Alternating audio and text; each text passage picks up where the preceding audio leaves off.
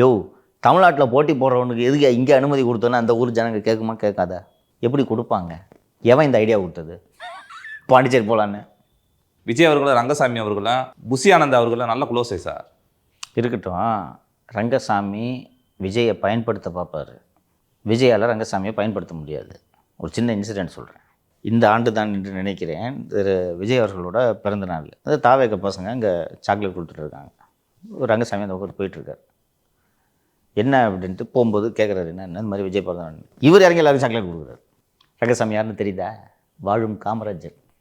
ஆமாம் பஸ்ஸு, நிகழ்ச்சி முடிச்சோடனே போய் சொத்துப்பட்டியில் பாரு.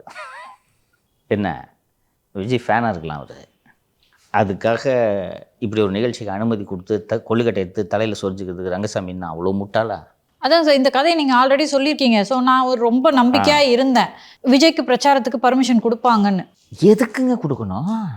பிஜேபி கழட்டி விட்டுட்டு தாவேக்க கூட கூட்டணி வைக்க போகிறார் அவர். அந்த ஐடியா இருந்துச்சுன்னா ரங்கசாமி விட்டுருமா? டெல்லி சிஎம் ஜெயிலில் வைக்கும்போது ரங்கசாமி ஜெயிலில் வைக்கிறது அவ்வளோ கஷ்டமா? அதுலேயும் இப்போ ஏதோ ஊழல் வழக்கு வேறு தீவிரமாக விசாரிக்கணும்னு வேறு சொல்லியிருக்காங்க. எது கொடுக்கணும்? சரி கொடுக்கலான்னு முடிவு பண்ணுறாரு. ஜி விட்டுருவாங்களா? அப்படி இருக்கும்போது யார் இந்த ஐடியாவை உங்களுக்கு கொடுத்தது?